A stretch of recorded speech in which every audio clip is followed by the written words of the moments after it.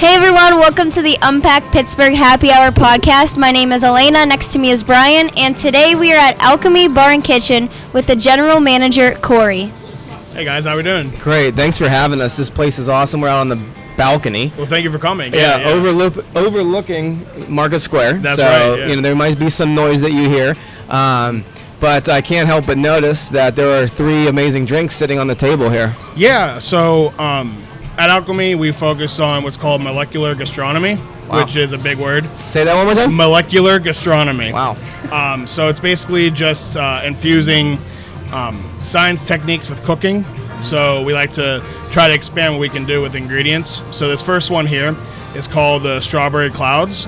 The cocktail itself is a very basic vodka strawberry cocktail, but we on top put a basil-infused cloud using something called soy lecithin to kind of make like a cloudy thing. Yeah, so you get a nice fruity cocktail, and then on top you get an herbaceous cloud to kind of balance each other off. Nice. So, next over here, we have a You Deserve It. That's what we call it because it tastes like you deserve it. Nice. It's a tequila-based cocktail, very refreshing with a cucumber, a little bit of dry vermouth, and honey, just give it a slight sweetness. We don't do a whole lot of molecular gastronomy in this one. It's just a very good tasting summer cocktail. And then this last one here is called the Sleight of Hand. And if you want to hand me that card there. So normally whenever it comes to your table, it'll be sitting on top of your glass like this. And it might have melted off now, but inside here, there's a cage that has dry ice in it.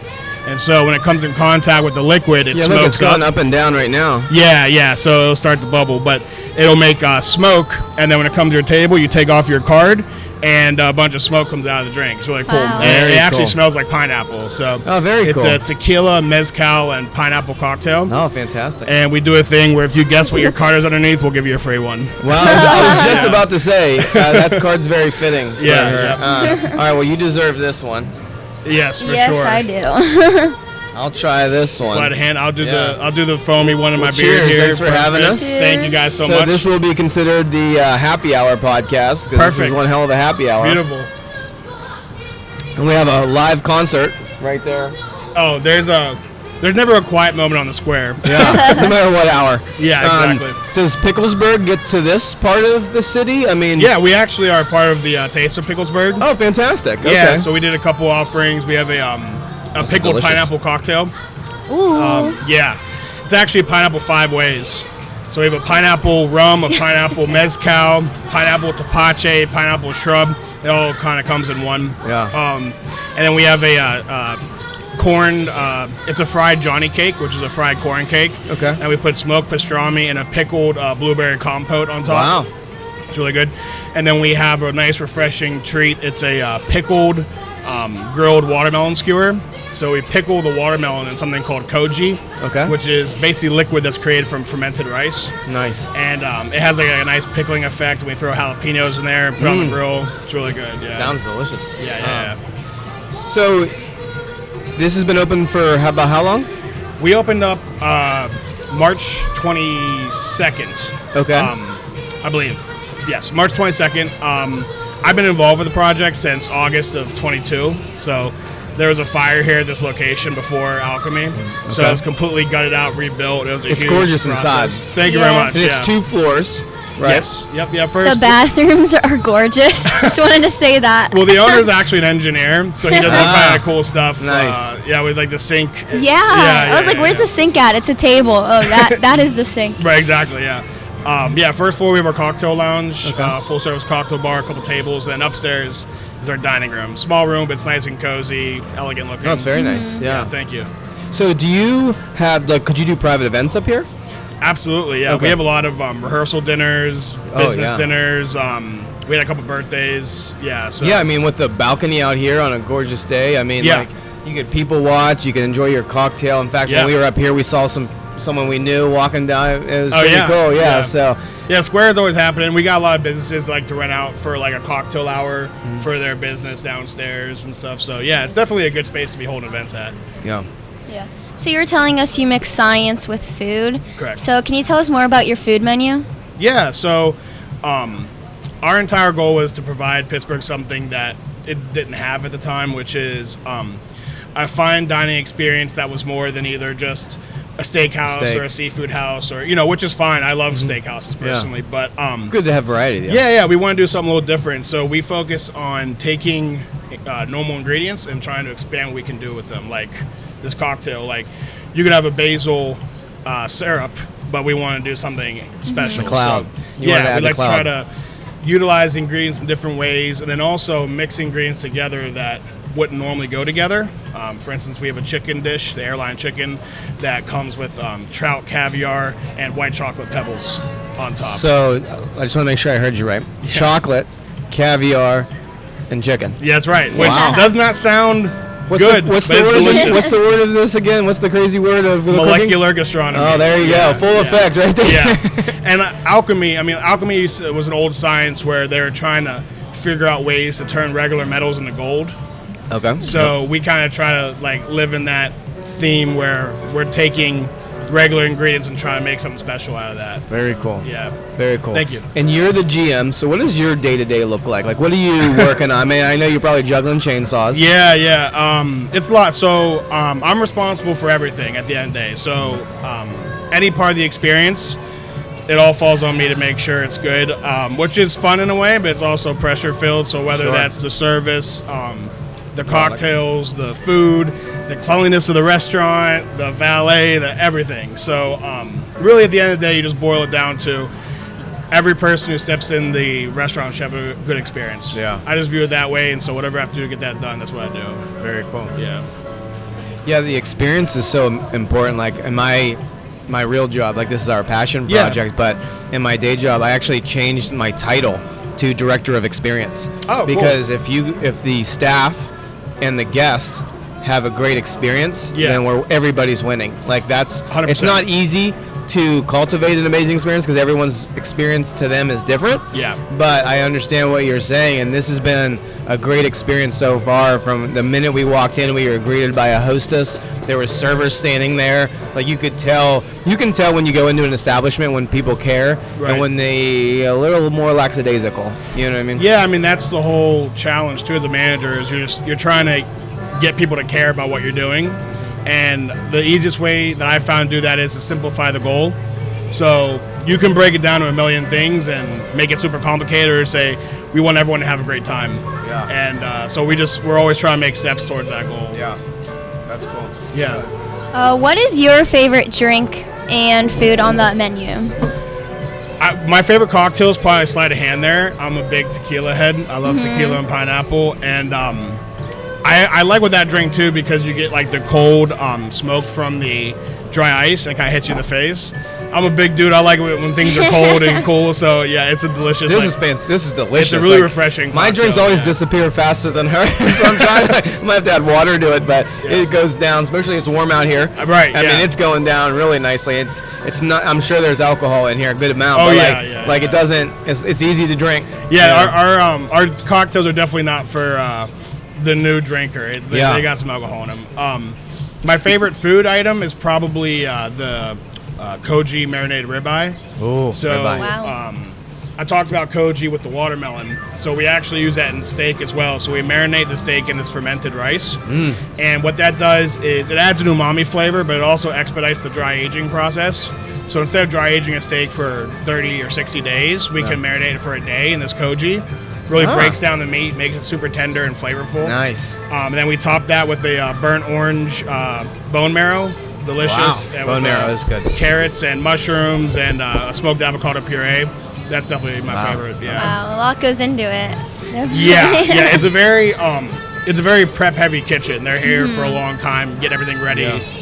Because the ingredients, the molecular gastronomy is not a slow process. There's a lot of chemical reactions and things that are happening that take time. So definitely a lot of love goes into everything we do. What are your hours? What days are you? We're open Wednesday through Sunday. Okay. And dinner starts at 4, and our last seating's at 9. Okay, that's good. But the bar will be open until 11. Okay.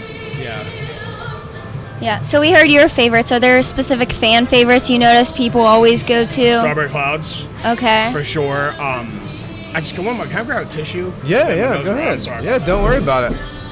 All right, well, there you have it. Every happy hour we've done, the host has left us. Sam left me.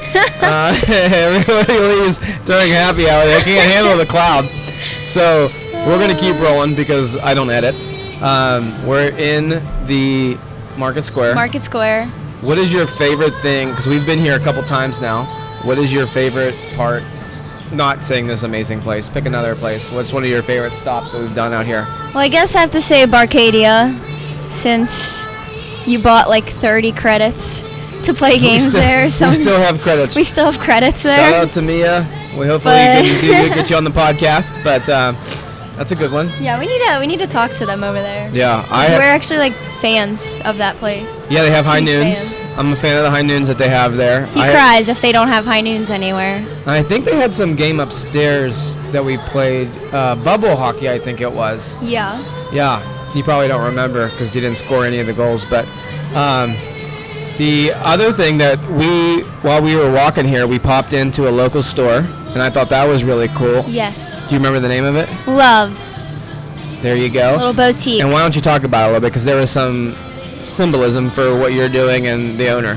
Yeah, well, she mentioned that they have Love and Love Pittsburgh, and it's where they're selling like local products that artists make in Pittsburgh, so that's pretty cool.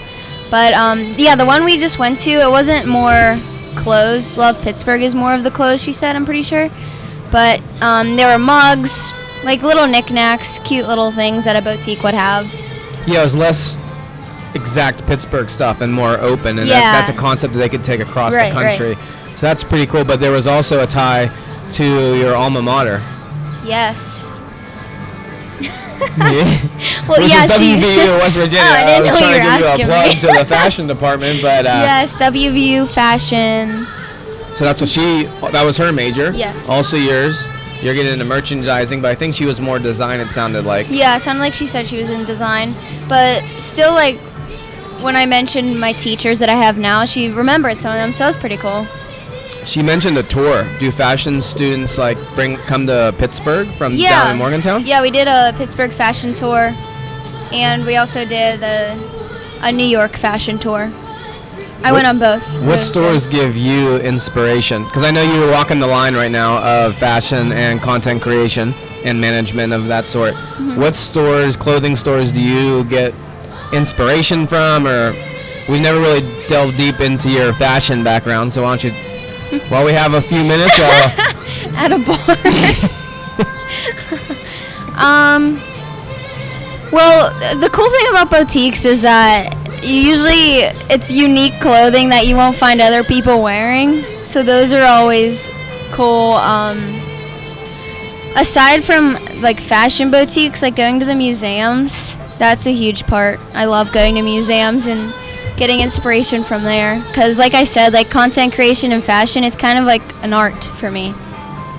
Who would you say in the fashion industry is an influence of yours? I don't have like one specific. I'm subscribed to Vogue and Business of Fashion, just like reading about what's going on. I think that's the most important. Yeah, I would say the trends change pretty rapidly. Yes. So keeping up to speed on what's going on. Do you have if this was a scale and you had to choose between content creation or fashion, which one do you pick? They kind of go hand in hand with me. Okay. Yeah, because a lot of my videos are about fashion. Okay. Fair. Yeah. But you also want to get into travel too.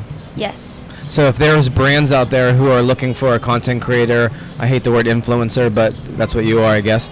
So like if there's a brand out there that you could work with, what type of brands that are watching this might you want to work with? Not the actual brand, but types of brands. So like hotels, cosmetic lines, like what is it? Yeah, I definitely want to get into travel, so like Airbnbs or hotels.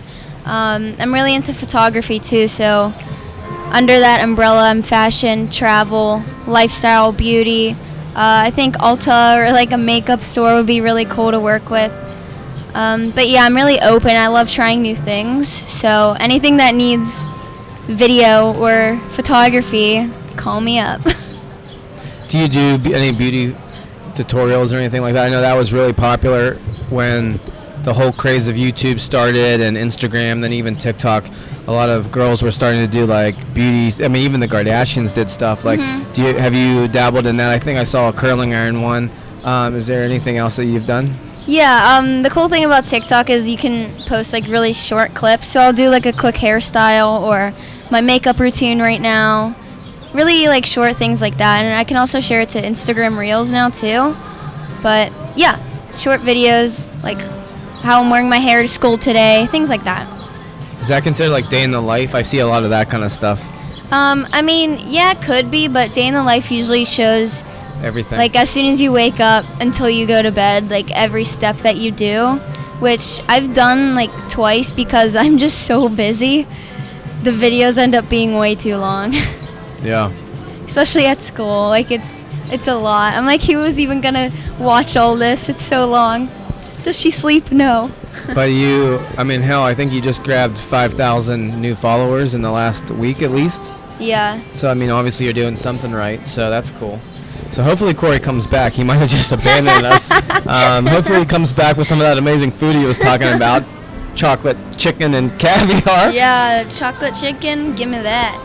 I love chocolate. How's your drink? Now that he's not here, be honest. It's really good. And No, I love any kind of cucumber drink. Yes. You know that. That's why you got that one. You deserve it. Yeah, I do deserve it. All your hard work that we appreciate here on Unpack. I'm second for all of our tens of millions of billions followers. Thank you. We appreciate all your help here. My drink is fantastic. I really want to sip his, and I'm not going to. But I definitely, we stopped in here and did a highlight, and the bartender downstairs, I wish I could remember his name. He was awesome. But they were out of clouds that day. Yeah. So that's why when he brought that out, I had the epiphany. I looked at you like, oh, that's the cloud, but I guess you already knew. That's why I said I already knew that. Yeah. So, but it's cool. It's cool to see a business, and like we're kind of filling in until Cory comes back. But this is kind of important. Like the part of Unpack Pittsburgh is to unpack the people, places, and products that make Pittsburgh so amazing. And it's the little details. Like, yeah, these ingredients you could have, but it's the extra. It's, and that's really what makes this place really cool. We had a $1,000 bet if you were coming back or not. No, so I got pulled to a table. I'm sorry. It's cool. And then I'm actually going to check the camera just because we've been rolling around. So Alaina can ask you. No, you're good. No, we've been going. So we talked about how it's the extra stuff. Like the goal of this show and our mission is to unpack the great people, places, and products that make Pittsburgh so amazing. Right. And it's not about the ingredients. It's about the extras. You know what I mean? It's about the cloud. It's about the smoke. It's about all these small things. Details. Yeah, and even though her drink, you said wasn't that crazy word that you keep using, but she's all about it. You know what I mean? Right. Anything cucumbers up for her, and she really likes it. So yeah, at the end of the day, it's just getting people to react. Like if you can cause a reaction out of someone, then they're gonna remember that. So from when you walk in, look down on the floor. The lights actually twinkle through the floor. Aww. So it's like a starry floor. Wait, where is this? On the right first when floor? you walk in, yeah. Oh wow. Through the tile. To the chairs you sit in, to everything. We just try to create a reaction and create a memorable experience. That's the whole goal. Yeah. This patio, I'm an outside person, so this is perfect. I'm a people watcher. Like that's what I majored in college as, people watcher. Yeah, this is a good place to do it. Yeah. But this is awesome. You could really stay up here and just have a wonderful cocktail, have some chocolate chicken and some caviar, and call it a day. So. Yeah, absolutely. Yeah.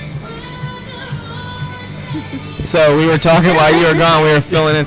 Alaina is she goes to WVU. She's a senior this year. Oh, cool. So she's studying. Burning couches. Oh yeah. There you go. Yeah. It's funny that you say that. So while we were walking here, we had some time, and we stopped into what's the store's name? Love. And Boutique. and the owner was really nice, and she was actually a grad of West Virginia. So they had some, and they were both in fashion. My parents are WV, so I'm a big time Mountaineer fan. I went to San Diego State, but I burned a couch in my day actually. Oh, there you go. Yeah, there's so many cool places to stop in, even in just like this area. Like Pittsburgh, for a small city, we're really lucky to have so many cool places to go to. So yeah, you are in a great spot for people to walk around when they get hungry. Come on in. Yeah. I mean, we end up being more of like a special occasion place, which is cool. and we definitely like appreciate that. People want to spend special days here, but yeah, we get a ton of people down in the cocktail bar who are just like, "What is this?" And they step in. Yeah, that's what we did that one day. Yeah. So like, before I ask that question, I want to double down what you just said, because one of the people that we saw, I'm not going to say his name or the bar, but like it's a really big bar here in Pittsburgh, and he happened to have the day off, and this is where he chose to spend it on with his wife. So they're in there having an amazing dinner. So like you could tell, like if you know about it, you're going to come here. I mean, he doesn't get days off like this, and he chose to be here. Yeah, yeah, exactly. And there's a lot of. I mean, that's kind of the cool thing too about Pittsburgh is like there's a lot of competition, so you always want to be trying to do like your best thing. You can't rest on your laurels, and a lot of cool places, and I like going to other places too and checking out what they're doing for inspiration, or they figured how to do this. So it's like a cool like friendly game, Yeah, I mean it's about options, right? Like steakhouses are amazing. I'm a huge fan of steakhouses, but like I'm not going to go to a steakhouse every time I go out. You know what I mean? Like this vibe is more my vibe. I do like speakeasy vibe, but that's not for food. That's for drinks. Yeah, these are very speakeasy-esque type drinks where there a lot of thought went into them. Yep. A lot of alcohol's in them, which I can always appreciate.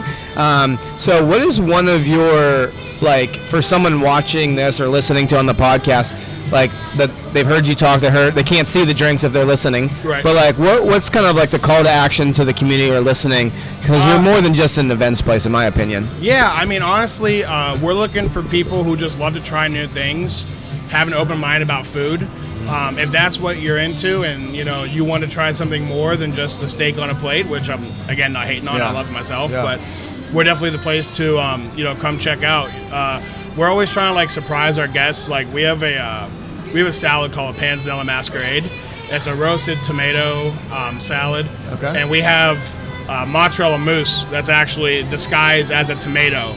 In the middle, so you don't know until you cut it open that it's actually cheese. Oh, so man, that's kind of how we like get the cheese in the plate. So maybe we'll stop back, because her brother, who's also a content creator, he's big in the Italian world, I guess. So you could give him a shout out if you want. Jimmy Big Muscles. There you go. Jimmy. So he actually sat on some podcasts with us the other day. Cool. He does a lot of his shopping at Penn Mac, and he has tied into that. Yeah. But like he just made. We were with him and he picked up tomatoes and he made some salad. Like he does a lot of home stuff with his grandma and stuff. That's my favorite. So, is it? Would that be your favorite cuisine? Yeah, of course. Yeah, it's the only one where like the salads even taste good. Yeah, you know what I mean, it's like that's it. Yeah, I mean, if you get the right like fresh ingredients, I mean, it's amazing how. Like even kind of what he made, but just that like a caprese salad, or just like you have good cheese, good tomatoes, a little basil. It's simple, you're done. Delicious. Like there's not that many ingredients in there. A little oil or whatever. I'm not Italian. And that's basically our whole thing. Is like we like to take very simple things and be like, look what we can do with it, and kind of keep it fresh for every time you come back in. Yeah, that's like our mottos. It's not dinner, it's an experience, and that's what we try to deliver. Awesome. Yeah. So cool. Do you have any more questions? Grill him. I think we're good. I can take it. Yeah.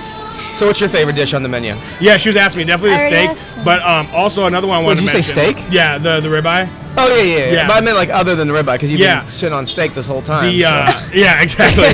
We have a seared scallop dish. Scallops. Yeah, it's really cool. Big seafood fan right here. Okay, cool. Yeah. So they're U8 diver scallops, which is huge. Yeah, the big ones. Yeah, people always wonder what like the number next to scallop means. So like U8 means it takes 8 to make a pound.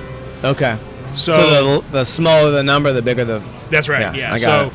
See, I didn't go to WVU, but I got that math. Exactly, right. Yeah. So, I mean, we put almost half a pound of scallops on the plate, and then it comes with a parsnip puree, chickpea dust that we kind of want to make it like the ocean floor. It's like a little bit of sand, the chickpea dust. Nice. And then on top to season the scallops, we do lemon cotton candy that we make in house. Okay, cool. And that kind of melts from the heat and then creates like a glaze. But when you get it, at the table they put the cotton candy on. You get to watch it melt. And that's awesome. Yeah, it's a really fun dish, and it's really cool how you spend so much time on the preparation, like the experience. It's amazing. Yeah, we want it to be like the chef JB and I we're always trying to think about like the perspective of the person sitting at the table. Yeah, like what's that going to look like to them? What's it going to be? This is a fantastic. I always see on Instagram people like kind of do like highlights like what Alaina does, but it's like. this is a great date spot. I mean, it's a great business spot. It's a great, whatever. Yeah. But like even our boy in there, who's with his wife, like he chose the date spot. Like the drinks are sexy, the food's probably sexy. Like, and for people coming on first dates, we try to help you out. Like there we can tell, we're like, all right, let's see what we can do here. Let's give it a dessert or something. There you go. So if you're watching and you're trying to impress somebody, come on down. It's definitely a love place. We get a lot of couples here, so we try to help you all out. That's awesome. That's awesome. Yeah, very cool. So we'll wrap. We'll probably do some tasting here after the podcast. We can record. She can do some taste tests and give some feedback. Yes, we'll get that on the Instagram. Go follow them. Yes. UnPack Pittsburgh. And what's your Instagram? You can follow the restaurant. It's at Alchemy _PGH. Just Alchemy _PGH. Yeah, we'll tag you. Don't worry. Don't worry. We're putting them on the spot. That's all. We asked the last podcast, and they froze. Wrong question. Well, I look at it all the time, but then you get asked it, and you're like, what actually is it? No. What do you see is like the best thing on Instagram for you guys? Is it your drinks? I mean, they're both so sexy. Like, which one do you choose? Yeah, we tried controlling that at first, trying to push one over the other, and we realized there is no controlling it. It's really a 50-50. Yeah. Well, they go together, literally. Yeah, we get a really wide range of people as far as what they're looking for when they come here. We have a lot of people who just want to try the cocktails and they're here for that cocktail experience, and then we have people who come here for the full dining aspect as well. So it is really close to 50-50. That's cool. Yeah, when we popped in, we just did some drinks, and it was a hell of an experience. I could seeing him over there getting a dinner and looking with his wife, and I was like, oh, that would be a cool spot too. Yeah, and I think a lot of people too use that as should we come here for dinner? Yeah. The answer is yes. Yeah, I mean, eating good food is not the cheapest thing in the world. That's just a fact of the matter. So I think a lot of people like to use cocktails like a barometer of should we come give this place a try? It's definitely something we put a lot of thought and energy and love into, make it cool. It is amazing because there's a lot of great food spots, especially sushi spots that I don't go to because I know their alcohol selection stinks. Right. If I'm going to go out to a nice meal, and you're right, there's a cost. We don't do this every day. Right. So if you're going to make your dollar count, your time count, you want to enjoy both. You want the food and the drink to line up. Yeah, well, you want to feel like the place you're going to appreciates that you're spending money. 100%. And that's what I always try to stress to the staff. That's a great way to say it. Honestly. Yeah, it's man, people might have saved up to come here, or they're coming here for an anniversary, or they're proposing, or it's a business. It's important. Wow. You know what I mean? So it's Have you seen some proposals? Not yet. We've only been on a couple months. I was going to ask what the ratio of yes to no's were. No, we will. So you're 100% no no's so far. That's good. We have 0 no's. So your odds are good if you bring your person here. Yeah, but it's we have to respect the people who are coming in here and spending their money. So it's something that I don't think all restaurants think about it like that. Yeah. And you can tell. Yeah, and we could tell. Yeah. We've been here. This is our second time here, and the first time we didn't have a relationship. It wasn't planned at all. We were just stopping in, and it was I thought it was fantastic. Yeah, it was a fun time. I appreciate that. Thank cool. you. Love to hear that. Awesome. Well, we really appreciate your time. You can wrap us up. Yep. Well, thank you, Cory, for having us. Thank you. We are at Alchemy Bar Kitchen in Market Square. Be sure to check it out. They have some really unique cocktails and food. And thanks for watching or listening. Bye.